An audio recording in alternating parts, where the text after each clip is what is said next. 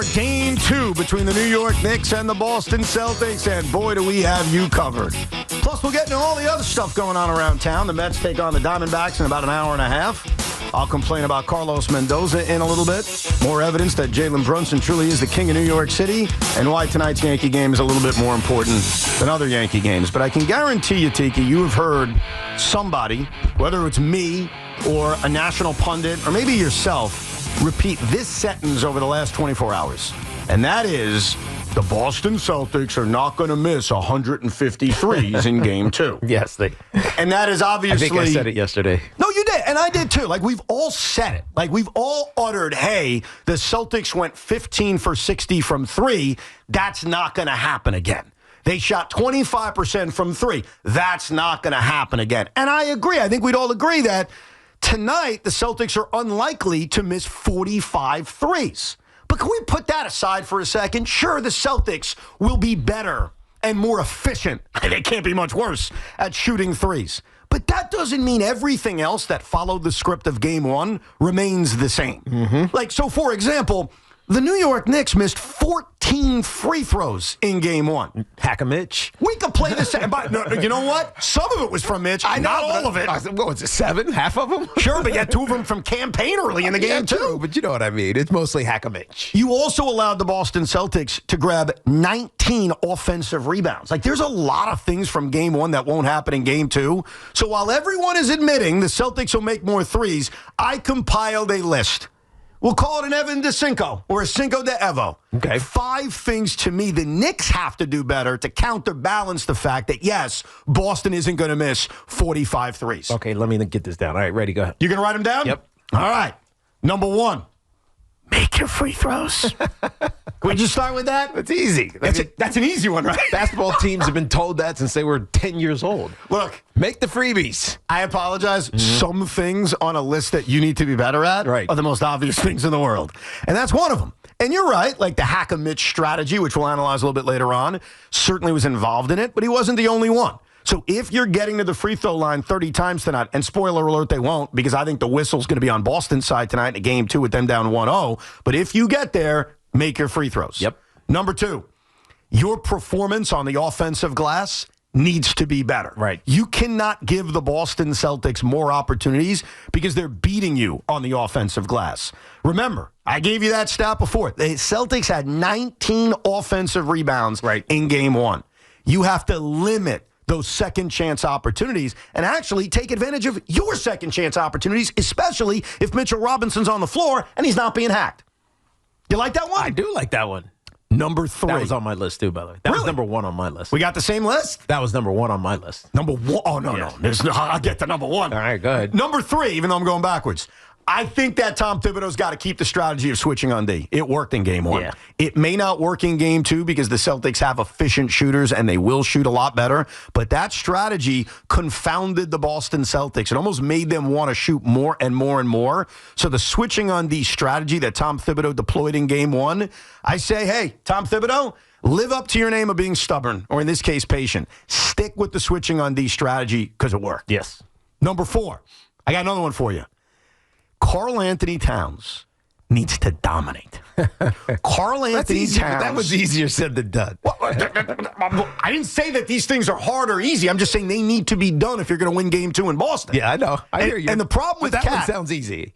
Cat needs to dominate. Well, it does. That sounds like a Loogieism. Hey, Cat is going to dominate. No, I didn't say he's going to. I said they need him to. Okay. Because he didn't. Sounds like a Loogieism. What do you want me to say about Karl-Anthony Towns? Said than done. Well, but do they not need that kind of performance from Cat? He better. Dude, he got into foul trouble in Game 1. It really took away his aggressiveness. They need Cat to be aggressive. And if he gets in early foul trouble, look, it's a negative. We saw it in Game 1. I think if Cat can stay out of foul trouble, if he can be uber aggressive, and then the other thing he needs to do, because the thing about Cat in Game 1 is that even though he was off the floor a lot, when he was on the floor in Game 1, he was actually pretty good in the first half. Yeah. But in the second half, it was like your typical disappearing act. How about a complete 4-quarter effort from Karl-Anthony Towns? And you're right, it's easier said than done, but it's still on my list of really important things the Knicks need to do. Yeah. No, an obvious one. That should be number one. You're like penalizing the obvious ones. Well, it's obvious. All right, let's see if this one's a little bit less obvious. Go ahead. Someone off the bench, and we saw it a little bit with Deuce in game one, and I doubt it's going to be Cameron Payne, but it could be. You never know. I mean, game one against Detroit, who knew he was going to have that kind of performance? You need somebody off your bench to give you just a little bit of a spark, especially in the first half. Double digits? I don't think it even has to be double digits, Tiki. I think I'm being too aggressive if I say that.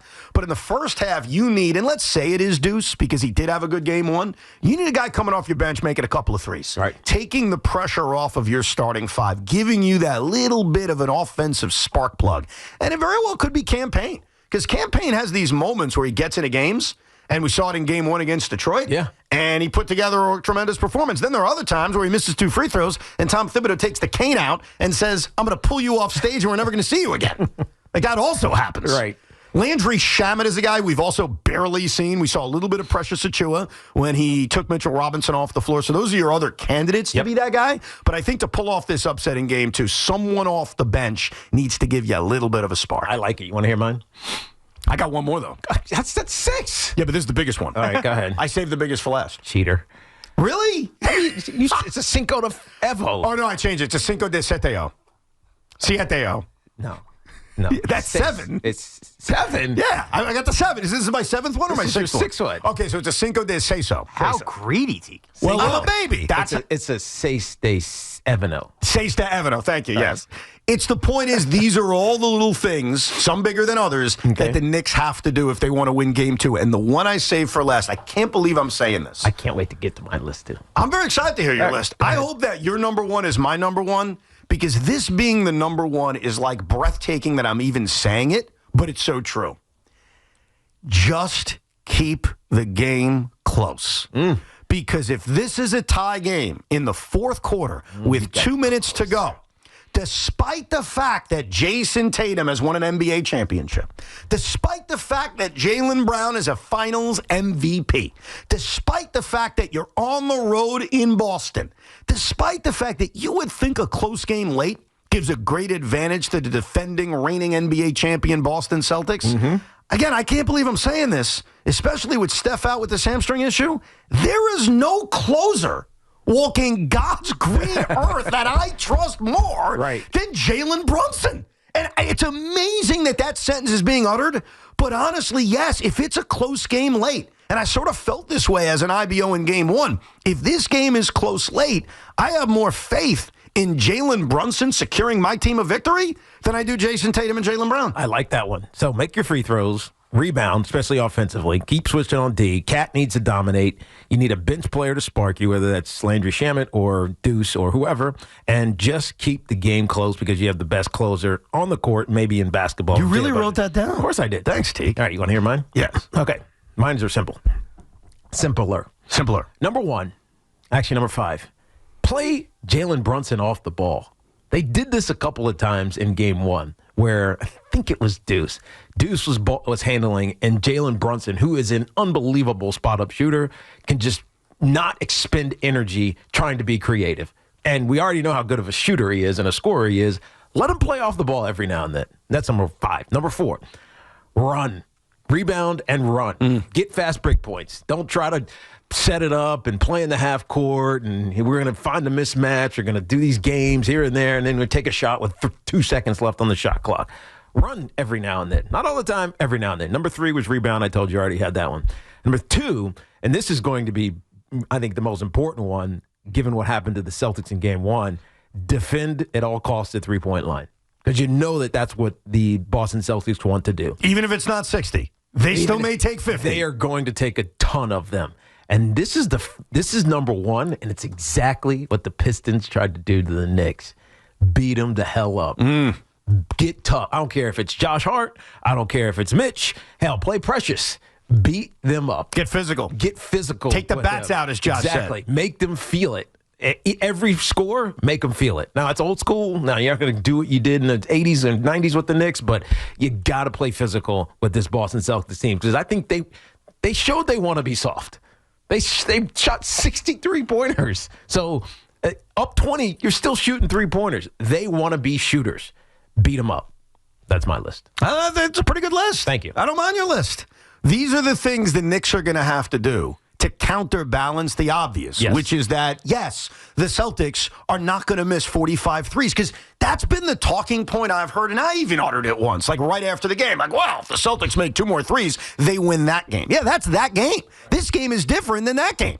Game 2 is not game 1. Everything is not exactly the same. Oh, yeah, except the Celtics are going to make a few more threes. It is expected that the Boston Celtics will make more threes than the abomination we saw in game 1. No doubt. That's to be expected. So now it's about everything else.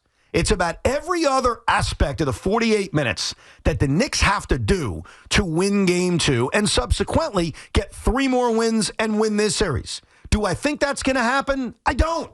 But I give the Knicks this.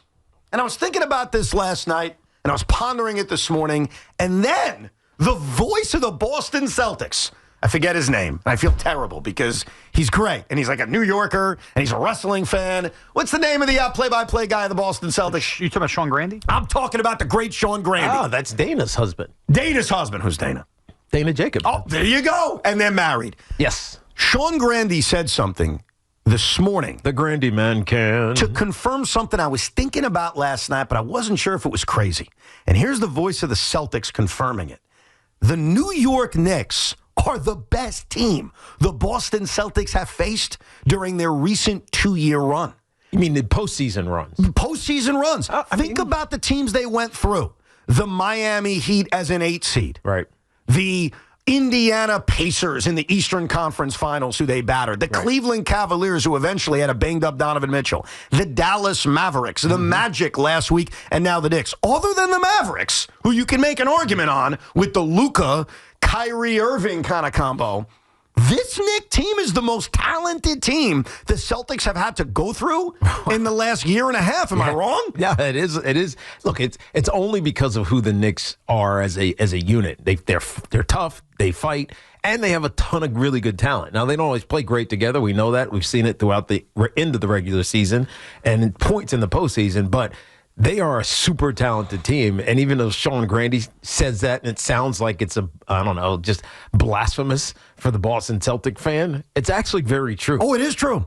Right, because you can't argue it's Orlando, you can't argue it's Dallas, you can't argue it's Indianapolis. I think Dallas was the only argument, to be honest with you. They were. I mean, when you have a team led by Luka and Kyrie, 2 first-ballot Hall of Famers. But that year felt flawed. It did. Well, they're still in the NBA Finals, though. True. But look, I agree with you. It's the Knicks. I'm saying that's the team that's at least in the discussion. Right. Even though I don't think those other teams could become the Pacers, with the Pacers doing what they've done in the first 2 games of the Cavaliers. But remember, that's this year's Pacers versus last year's Pacers. You have to judge a team, in my opinion, on what they were in the moment. Like in the moment, the Dallas Mavericks got to the NBA Finals. Obviously, a few months later, they decided to trade Luka. And then Kyrie Irving tore his ACL. So obviously, things have changed. But that's the challenge ahead of Boston. Now, I still think the Celtics are going to win this series, not because I'm a hater, but because that's what I honestly think. My preseason prediction or pre-series prediction was Knicks steal game 1, lose the next 4. I even placed a bet on that. We'll see if I'm right.